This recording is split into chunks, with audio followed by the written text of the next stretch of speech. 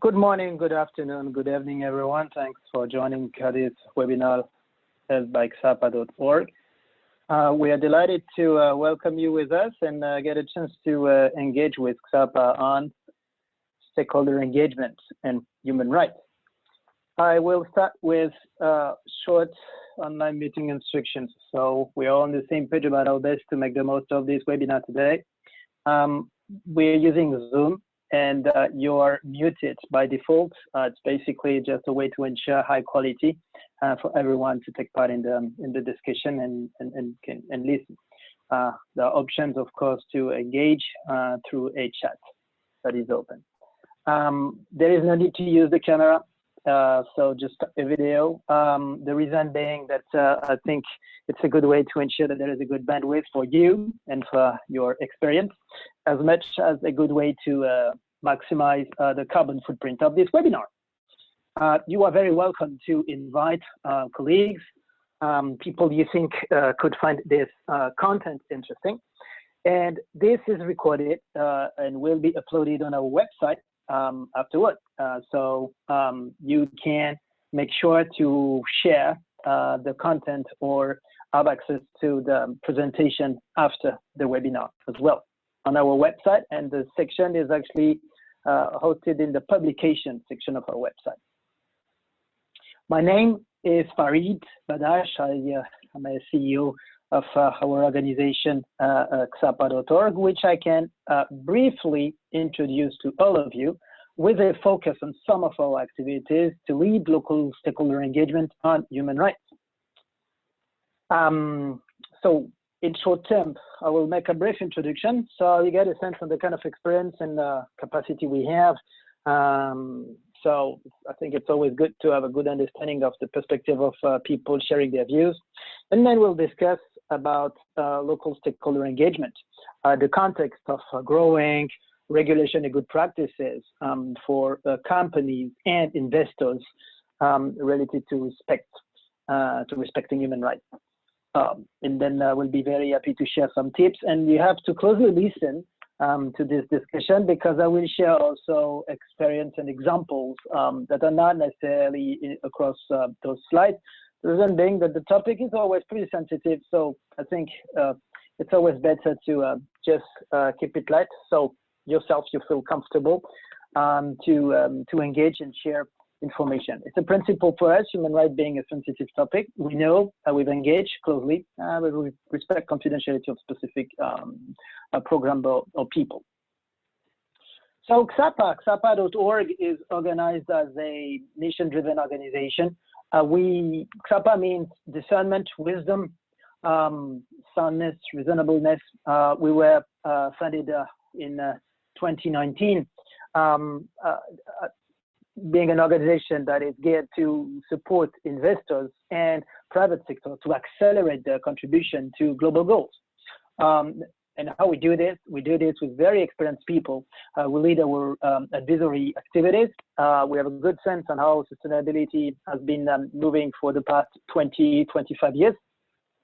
And we want to build on that to lead close reviews of strategic support for investors and companies to define more disruptive, transformative approaches for companies to significantly accelerate transformation and contribution to the big environmental and social issues of our world. And of course, human rights is no doubt one of those big issues in the world, experiencing growing inequalities, growing infringement of human rights, and being increasingly volatile. We also complement our work on on consulting with investment capacity.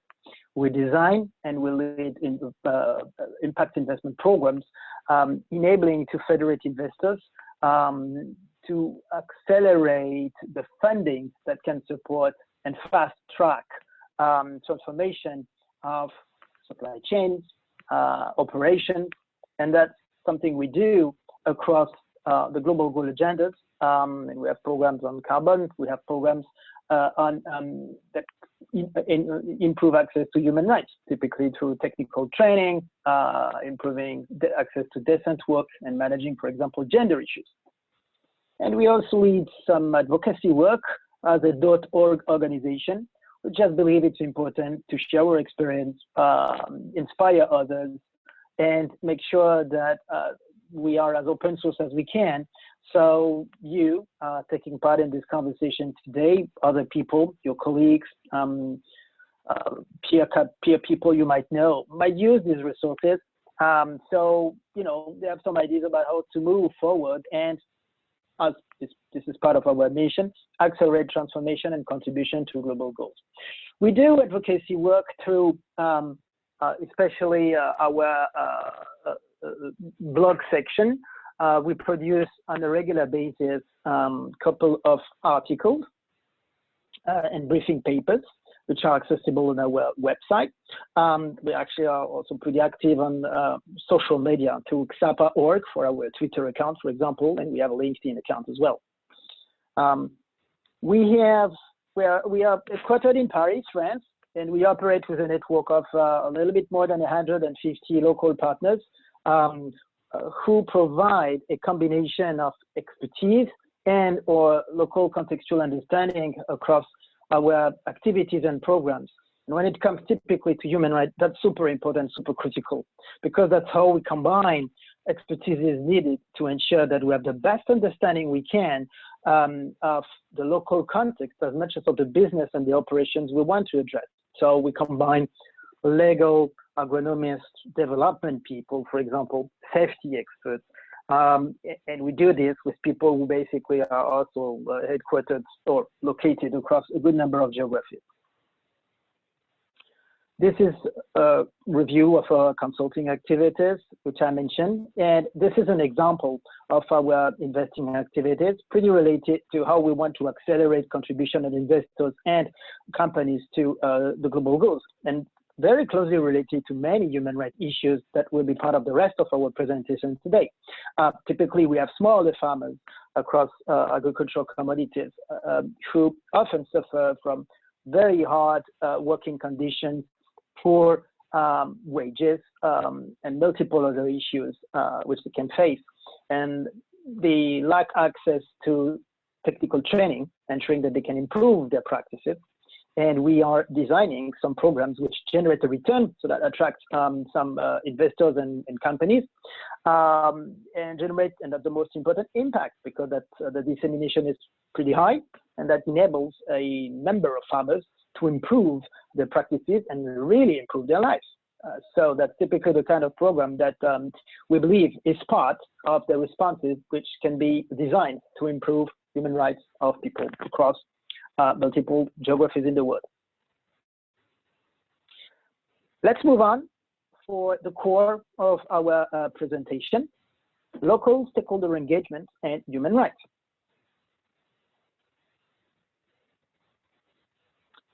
As a starting point, to make sure that we're all on the same page, the past decades has been a decade when the guiding principles on business and human rights enacted back in 2011 have clearly built, and this is something we have experienced ourselves directly in our team, a much more constructive approach and framework to manage human rights across businesses and investment decisions, ensuring that there is greater clarity in the role that is expected to be played by government and states, businesses, as much as the relevant institutions responsible to remedy. This is the first step, but as you can see, if you browse our blog section on our website at ksapa.org, you will see that we've published multiple articles about business and human rights, which include notably some related to the development of legally binding instruments to regulate the activities of companies. And that's very important because the world has definitely changed over the past decade. And now, because there have been a lot of local initiatives across multiple markets, if we just limit to the G20 economies, clearly there have been a lot of initiatives to increase regulation of human rights, as an example. But the world has also changed, and expectations of stakeholders have evolved. So it is time now to explore these guiding principles on business and human rights in a context now in 2020, which clearly has a strong bearing on the way we can look at local stakeholder engagement and human rights. Three important themes we believe are important to flag at that stage of this presentation. First, tax evasion. It is very clear that for many people within organizations, within companies, the concept of tax optimization is something good. You optimize taxes, and that's basically good to ensure that you maximize revenues of your company and or the return of some of the investment.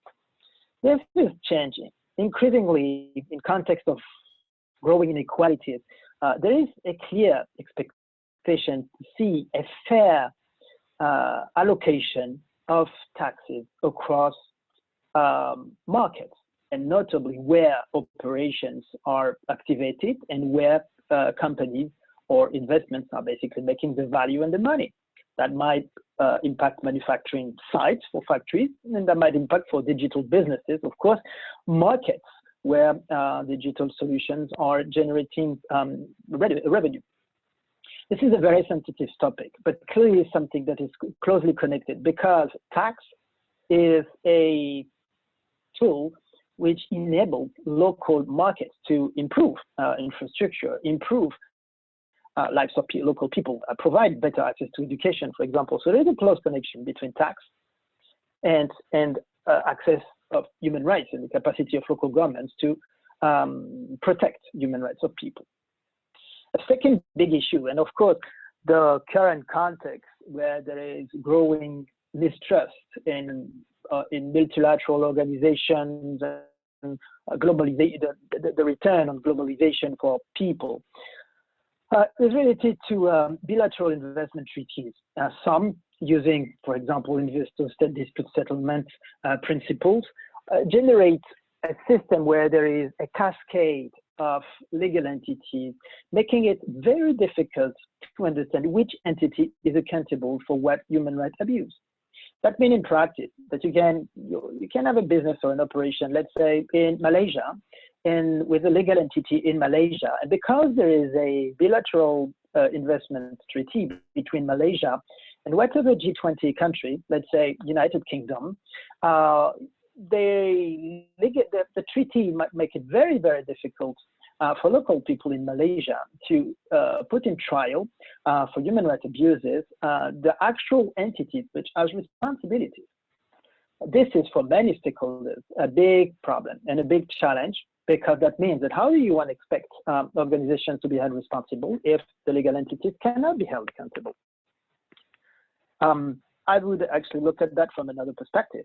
If you are yourself part of a company making commitments to be respectful of ethics, how can you ensure and apply those commitments if at the end of the day there is no avenue for employees and people working for your company, your joint ventures, your branches, to basically be held legally accountable?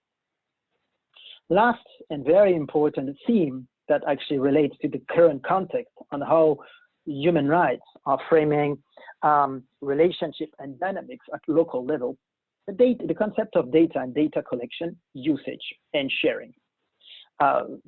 Everyone knows that we are experiencing deep digital transformations, and this implies that a lot of businesses are moving very fast, and there are a lot of data collected. The challenge comes to the moment when those data can be shared in the way they're collected or hosted, for example, between peer companies or across the value chain between a client company and a business partner. And then comes the question first of which entity again is responsible for what in terms of protection and usage of those data.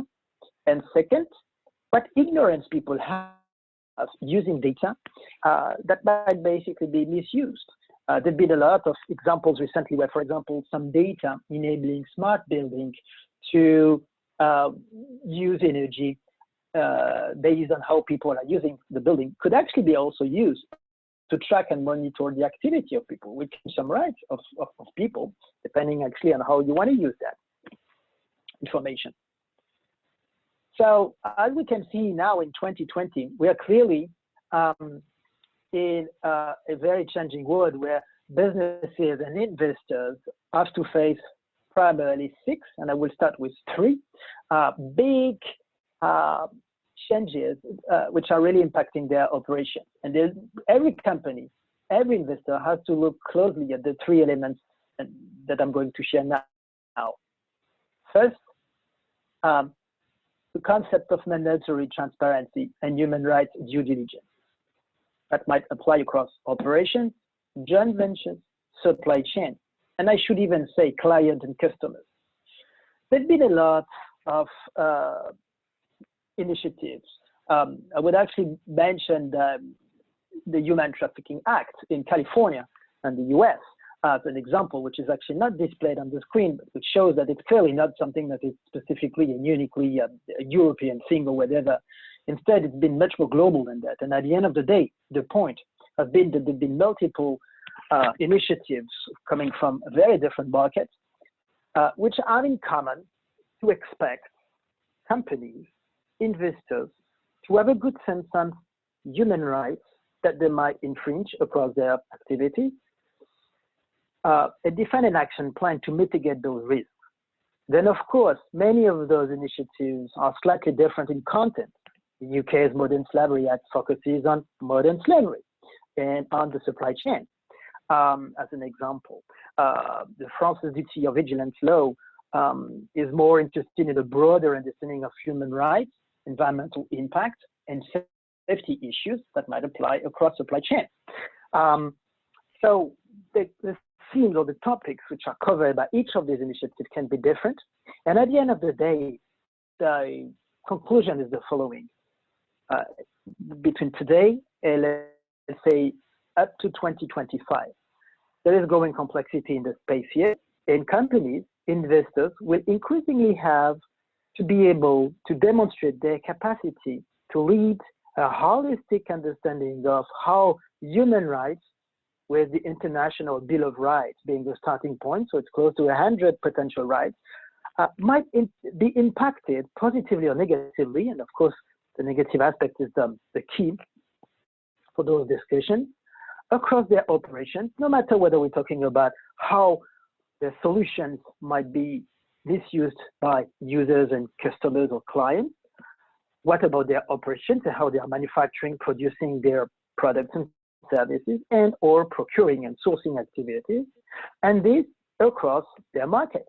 This is extremely complex, and because we have been responsible for multiple programs in that space, we know very well what we're talking about. This requires a lot of methodology, and those holistic reviews are fairly complex, but extremely important for companies, because this is how they can really navigate across this growing number of local initiatives. And most importantly, and I will close with this, understanding human rights is important.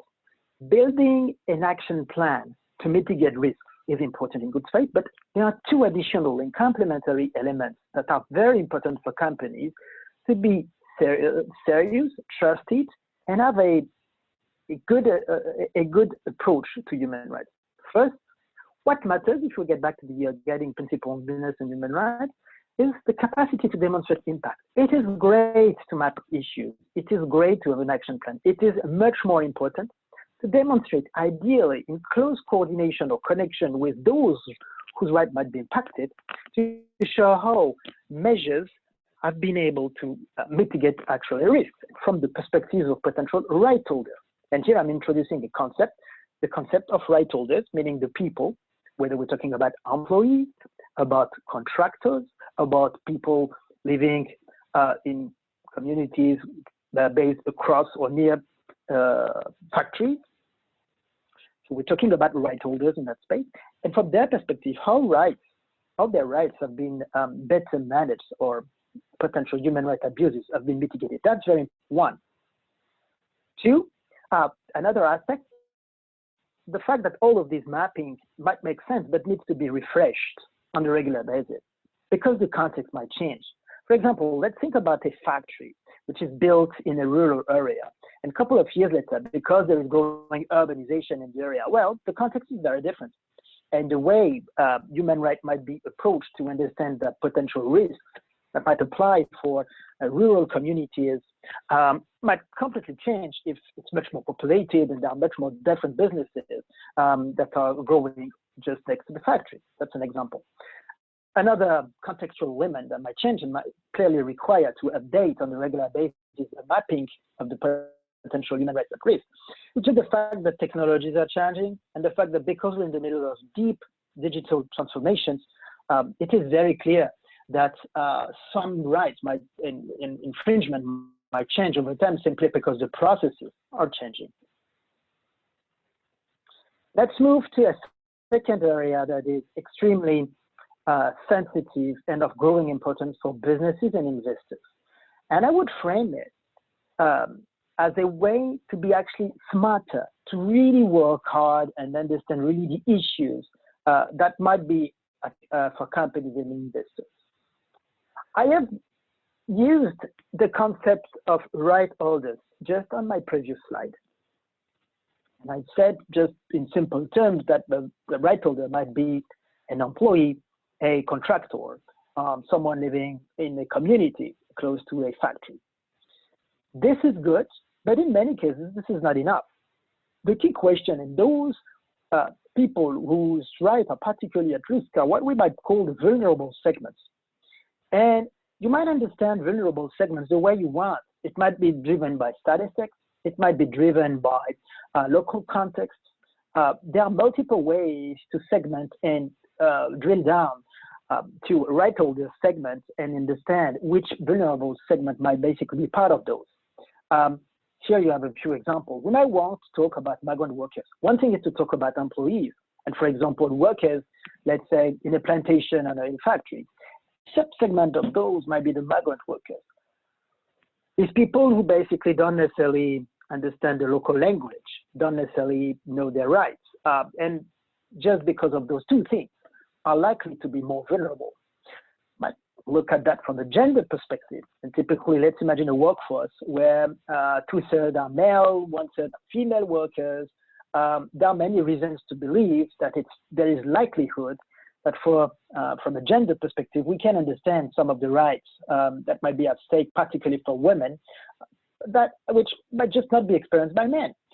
Meaning that as a consequence, if you really want to be serious about human rights for those segments, addressing what really matters from a gender perspective might be slightly different or might require a little bit more understanding of the actual issue than just a broad understanding of what might be at stake for workers in a broader sense. And we can continue on and on. If we look about communities, we could say that in simple terms, we could say that around let's say a factory or a plantation, we have communities, sure. But then in a classical manner, a factory director, for example, might engage on a regular basis with local municipality leads, a mayor, key people from the local environment. That's fine. That's a classic in stakeholder engagement, but that's not enough when it comes to human rights. You can have communities which basically never vote, extremely poor, they never engage with local municipalities. So if your stakeholders, in a broad sense, are generally to engage on a regular basis with municipalities, you don't have a sense on really what's going on with those vulnerable group of people living next door to your site. So we can continue on and on. But long story short, the more companies and investors have a deeper understanding of priority segments of vulnerable segments, the more they can be smart to really define an inclusive approach addressing human rights. Last area of growing importance on managing human rights at local level, environment. There is and there will be growing interconnections between human rights and environmental business impacts. We're talking about human rights. So we're talking about a universe of rights, meaning that we're talking about a universe of potential risks of compliance and of companies or people being put on trial by other people. When it comes to environmental protection, it's a little bit different. However, at the nexus of those two concepts, we can clearly see how, for example, growing water scarcity in some areas and competition between business activities and community needs will, and are actually already, but will increasingly generate more conflicts, judiciary conflicts between communities and business operations. And just to illustrate that with a very concrete example that at the top of my mind as we speak, I've been working with an extractive site, which used to employ a lot of local people. So the extractive site was basically a big mine, but that big mine was able to generate a lot of local value for people, jobs, taxes. And because of all of that, many of the grievances which were generated by that site, although at the end of the day, that extractive site was not that bad, but anyway, the pollutions or environmental impact of the site were sort of accepted by people because they were jobs. And very recently, over the recent years, this company had to invest massively in automation. And the automation meant that this transformation of processes have reduced or decreased significantly the number of jobs on the one hand, and changed the workforce on the other hand, meaning that for the extractive side, first, local people did not necessarily have as much jobs that they had before, but also the site required to hire people who had to come from further because they had the right skills to use the digital solutions deployed within the extractive site. The implication of this has been the following: the kind of balance which people accepted in terms of access to jobs and environmental impact was just not accepted any longer. And suddenly, this extractive site had to face multiple judiciary issues with local communities asking to have better access to water, biodiversity protection, artificial land. So the local context completely changed. And this is just a very kind of random example I can share among many others, which shows how suddenly, as you are changing the social contract where there are operations, this might have huge impacts on the relationship that can be expected with local communities. Let's move on to 3 areas where, when it comes notably to local engagement with stakeholders, businesses, corporations, and investors have a critical role to play to cooperate with states. So, of course, I would start with one stating the obvious. That might depend on the relationship between the state itself and its capacity to actually protect human rights. And in case where business has to operate in fragile states, for example, what I am going to say might be slightly different, and business might have a more responsibility to leverage its influence as part of the guiding principles on business and human rights to ensure that over time, states can do a better job to protect human rights. So there might be a gray area between cooperation and influence. But at the end of the day, there are 3 areas where this is really important. Protection of whistleblower is one. This is all about this concept of defining and having to principle respect human rights across companies and providing grievance mechanism accesses for people to flag issues. And in the case of whistleblowers, for example, employees, at the end of the day, the question is what's the role of business to protect, process, and provide remedy of what whistleblowers might want to express in terms of issues, very serious concerns that they might have related to human rights violations impacting workers and or other right holders in the local community. If the state does not provide the right framework, it is a responsibility for local businesses to do so. And I would change the perspective on that. It's not just about ethics. It's actually also about protecting assets. Protecting assets, because in environments which are heavily corrupted, for example, you can make sure that all financial numbers are wrong. And simply because if it's corrupted, that means that all assumptions you make when it comes to numbers are basically based on fake reality. And if a whistleblower is able to identify strong ethical issues that might generate corrupted practices, it's important to take that into account, because that's a way to fundamentally protect assets. The contrary is wrong. The cost of not proactively protecting whistleblower and ensuring good ethical practices on the ground is much higher later on, when incidents are first widespread, discovered, and that the cost is significantly higher. A second area of close cooperation can come with land development and free, prior, and informed consent.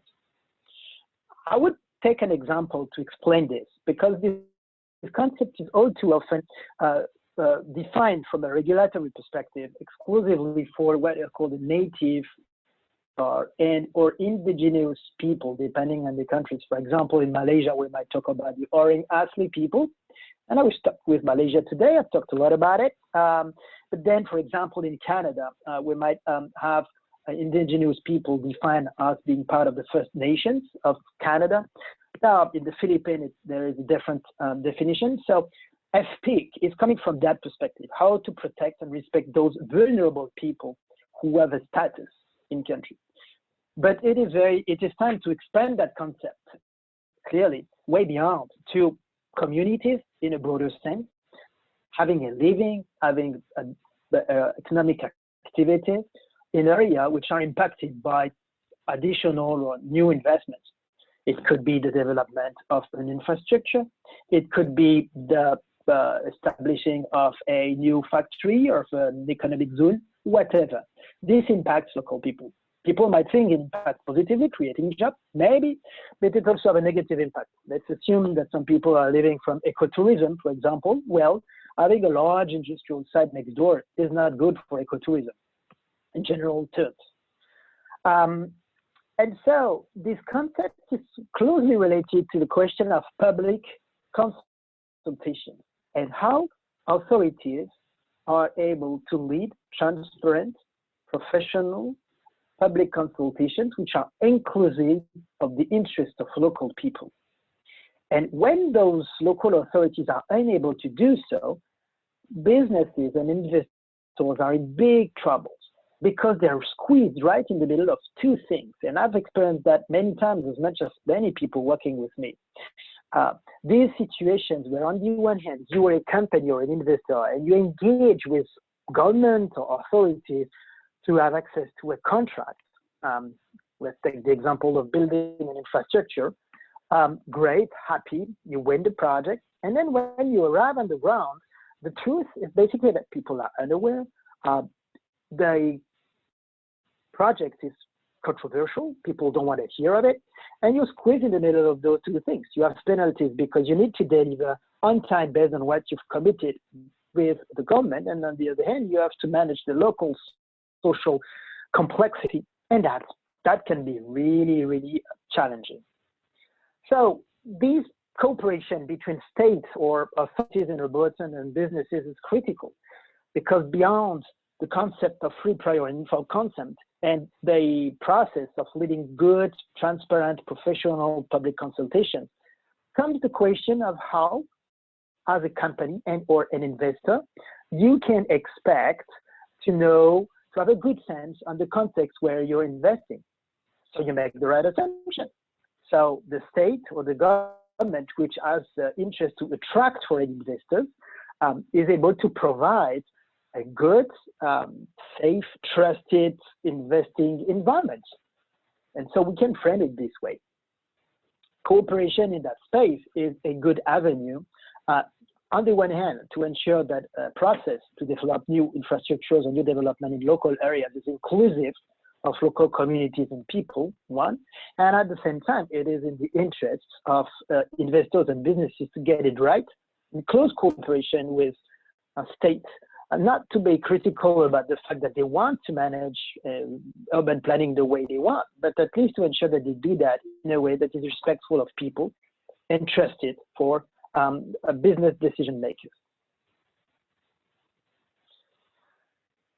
Last point about area of cooperation, this is calling for much more internal alignment within cooperation as much as within financial community.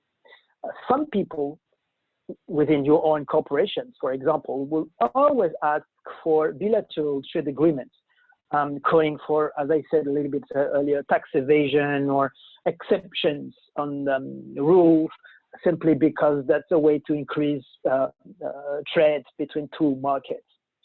Well, that's not enough.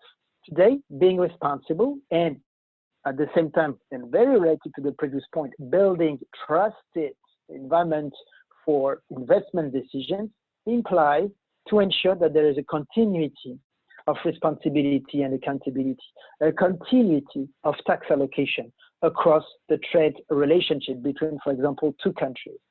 The more business and the financial communities can influence negotiations of bilateral trade agreements to be respectful of human rights and to ensure that there is no extraterritoriality, the more businesses and financial communities are building trust with local stakeholders, one, and framing a trusted environment to invest in themselves. Now let's move on to actual little cuisine that can connect this context and elements of to bear in mind with local stakeholder engagement activities. Let me pause here 1 minute to explain little elements which are conceptual but very important to talk about human rights. We're talking here in this document about stakeholder, just to pick things in very simple terms. But as I've said a little bit earlier, beyond the concept of stakeholders, we can split stakeholders when it comes to human rights into two big categories: the right holders on the one hand, and the duty bearers on the other hand. The right holders are anyone, you, me, whose right might be impacted, infringed by an investment decision and business or business operation. We mentioned vulnerable segments of those, but in a broad sense, let's say that that can be an employee, a contractor, someone living in a community. On the other hand, you have the duty bearers, and the duty bearers might be all those whose activity might infringe human rights. And of course, I'm talking a lot about investors and businesses because these are the priority people we engage and we want this conversation to be all about. But of course, authorities and local governments, for example, those responsible for urban planning, clearly have some responsibilities as well. And the challenge, of course, is that dilution of responsibility across multiple duty bearers, which makes, in some cases, accountability difficult. If I take my example of public consultation, at the end of the day, if the authority is responsible for a good public consultation, and this is of course not the case in many instances, then the business has the responsibility to take part in the management of the consequences of poor public consultation. And at the end of the day, it's part of the duty bearers, no matter what, and whether the company wants or not, simply because there might be some community just in front of the factory willing to really have solutions. And so the company might just be at the forefront. So what I want to say here about local stakeholder engagement activity is, in simple terms, two things. First, there are classics of stakeholder engagement that can apply to human rights in a broad sense. Mapping stakeholders is good. Ensuring continuity in stakeholder engagement and the principles which can base stakeholder engagement in general terms makes sense. And today we're not here to talk about stakeholder engagement itself. We're here to talk about human rights. What will make the stakeholder engagement on human rights more specific are basically two things that goes beyond. First, and I slightly talked about that a little bit earlier when I mentioned the concept of vulnerable segments.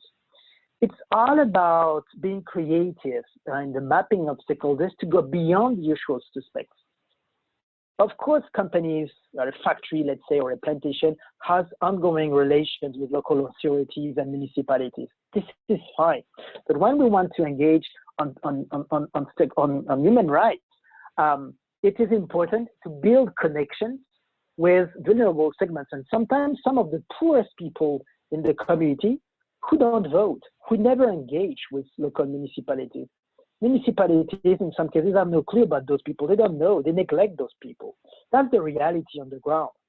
So what makes human rights specific is this creativeness to find solutions to engage with those segments. That's one thing that is specific. Another thing, another aspect which is specific to human rights is basically that it's sensitive. And that's actually, never forget that a lot of the issues we're talking about here, to be very concrete, might be about, we're talking about security guards who might infringe rights of local women, sexual harassment, rapes in some examples. This is very sensitive. And we can talk about other examples related to water that is polluted and might kill some people next door in the community, or might generate some handicap of children. Taking extreme examples, but these are the kind of core elements that might basically frame big concerns and big issues when it comes to human rights and local stakeholder engagement. And because human rights is a chapter in general which is sensitive, the principles to drive local engagement is very important, to ensure high confidentiality, to ensure, and you can think of the concept of protection of whistleblowers, to ensure that people feel safe when they're talking and engaging on human rights, and they feel comfortable that they can share information. And it's of course very specific to human rights, whereas in broader stakeholder engagement, in some cases, that's not necessary. What I want to say to close those elements, considerations on human rights and local stakeholder engagement, basically, something that we've learned across projects. Proactive engagement is always cheaper than reactive management. It is very difficult when a conflict has been generated by poor human rights management to get back to normal. Whereas in many cases, it is much easier to anticipate situations and avoid their occurrence. I can give you an example that has been extremely sensitive and conflictual. On a project working in Indonesia, which is mostly a Muslim country, there were some work which needed to be completed by a contractor coming from China. With Chinese worker, there was no guidance, no contractual clause to manage the behavior of the Chinese worker in the community. And unfortunately, what happened is basically that at some point, some of the Chinese workers used some sites which basically were attached to the mosque next door to do some cleaning. You can imagine the disastrous consequences of having foreigners coming as temporary worker to build some constructions with very poor behavior related to the local, mosque. Terrible. And then the cost afterwards for the local site, managing the situation, horrible, very complicated to manage, to calm down the local community. Whereas at the end of the day, being proactive on that could have been extremely simple. Guidance, training, awareness, contractual clauses, that cost nothing. So being proactive in those cases and situations can make a big difference. These elements, which I'm going to show now, are basically coming from a briefing paper we released on our website on stakeholder engagement and human rights for local activities. And I think we released this briefing paper in November last year, and you can download this briefing paper on our website in the publication section at ksapa.org.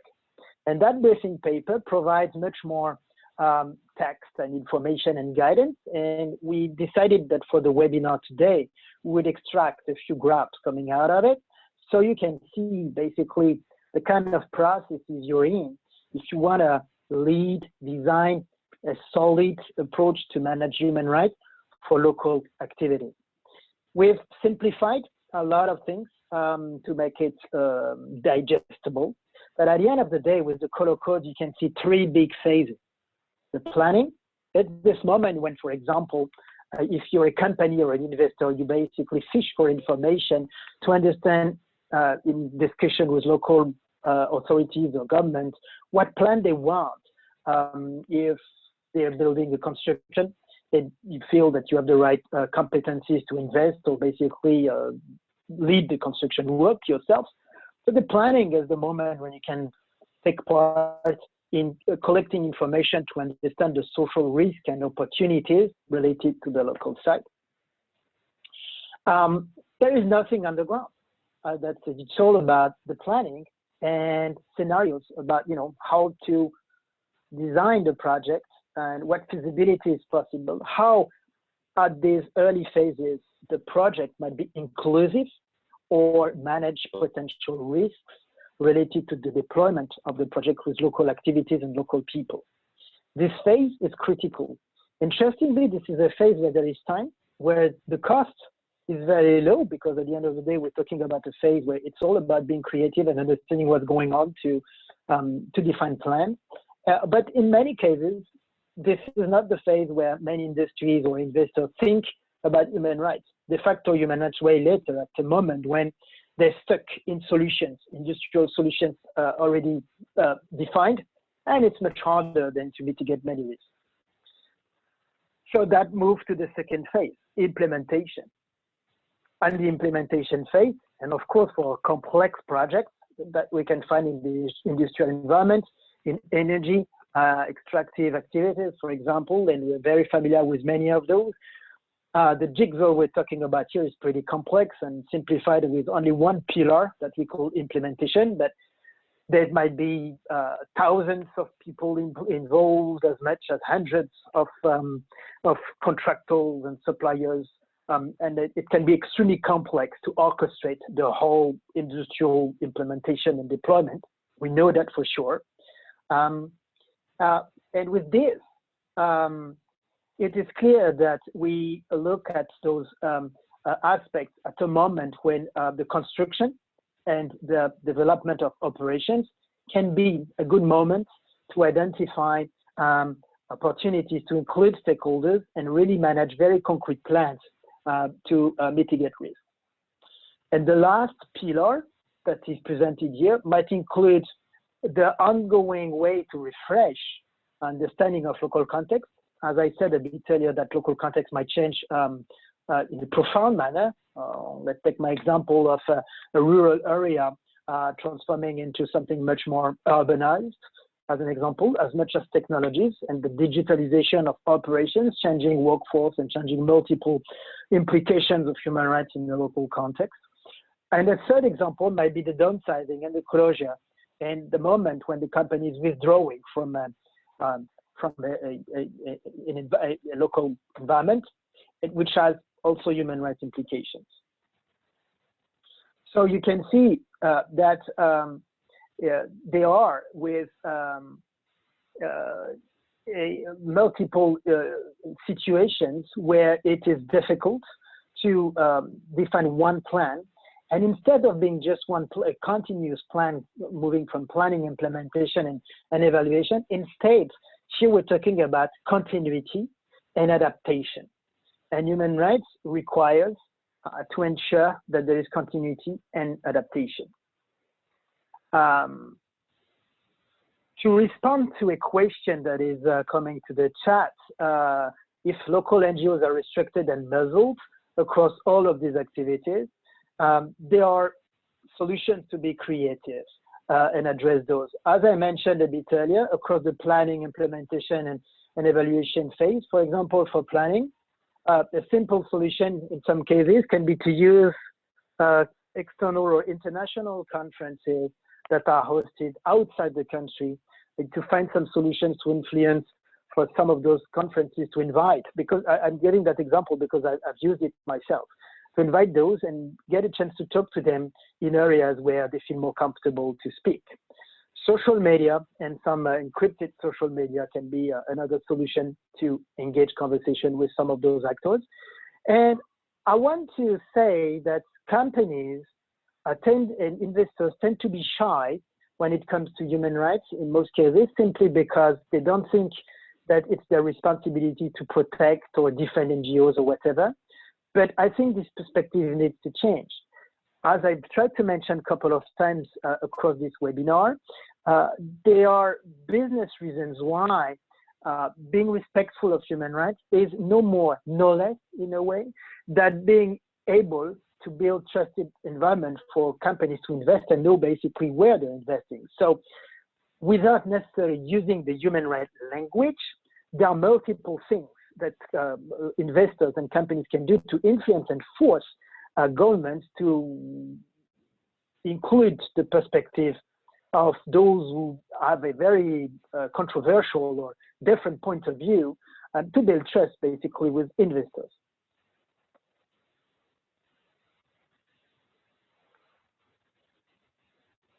I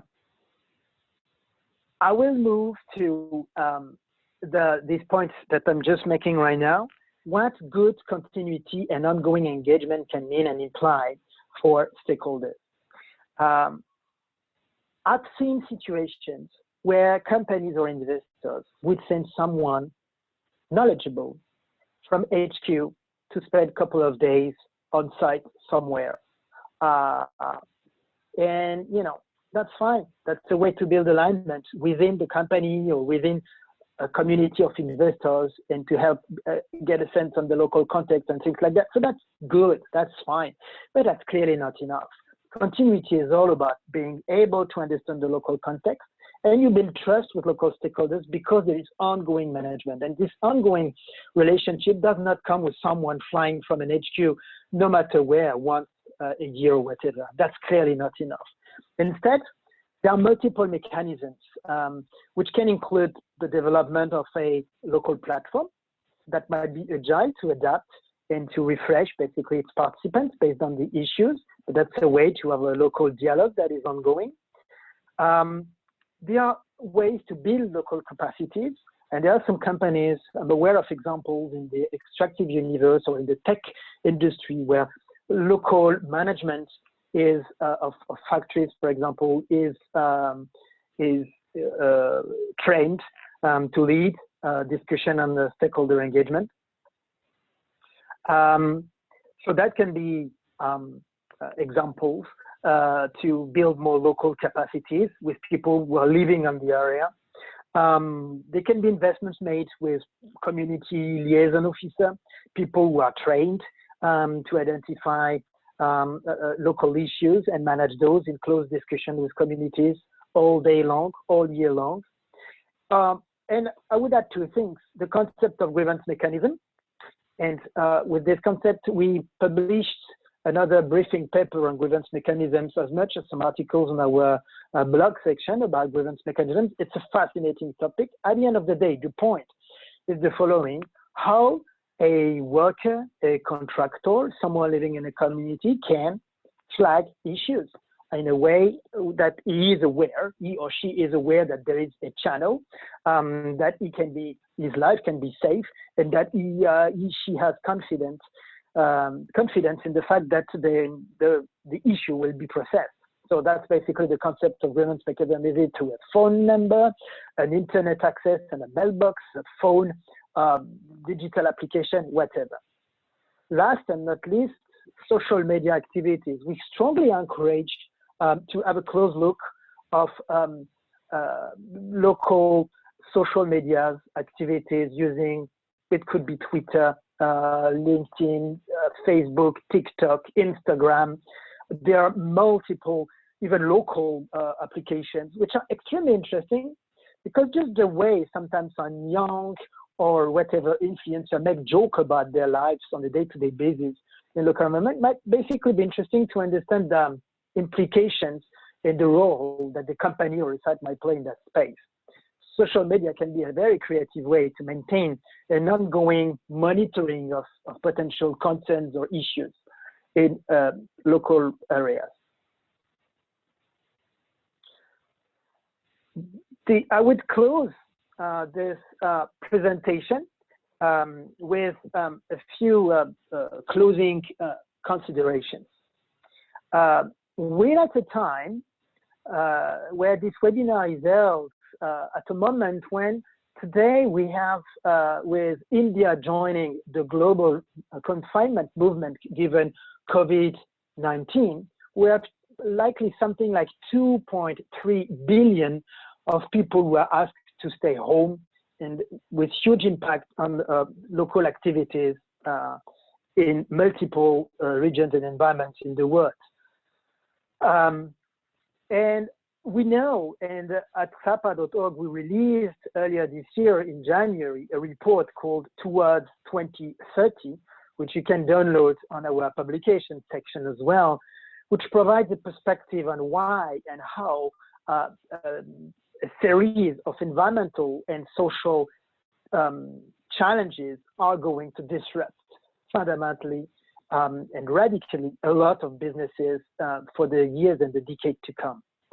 So the pandemic, the global pandemic accident or crisis that we're living today is the beginning, I would say, of something that has a certain continuity.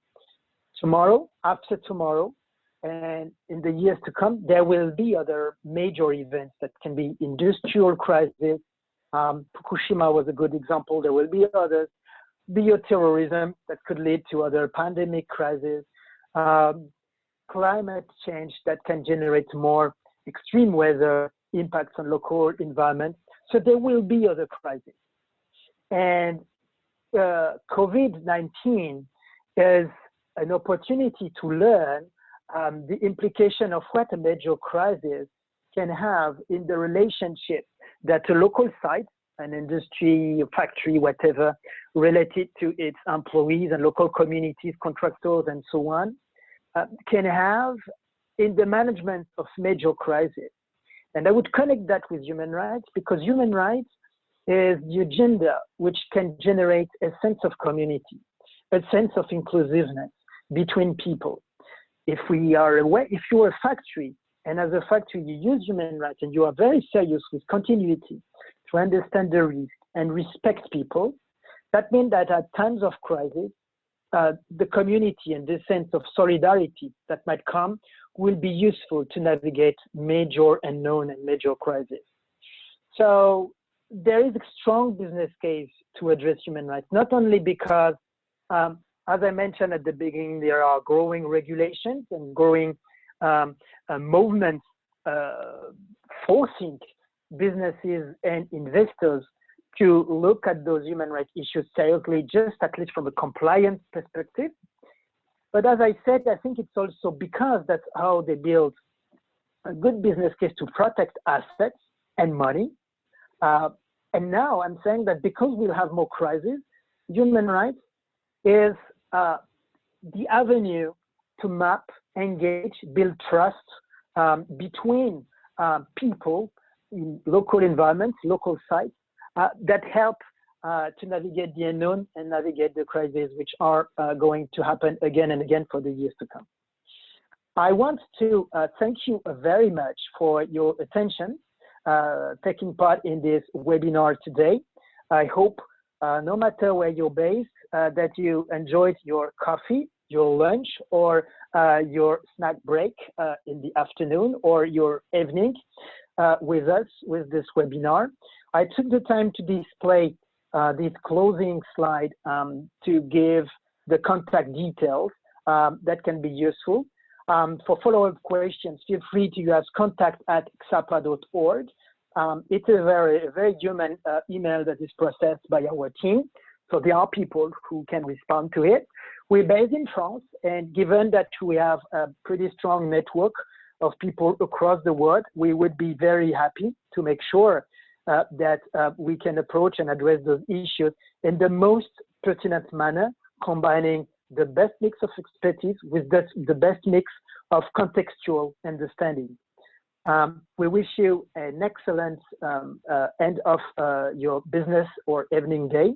And as a last and closing practical detail, this session is recorded and will be uploaded at ksapa.org on our website. Feel free to share it with your colleagues and or people who you think would be inspired by this content to better manage human rights across their business decisions. Thank you so much.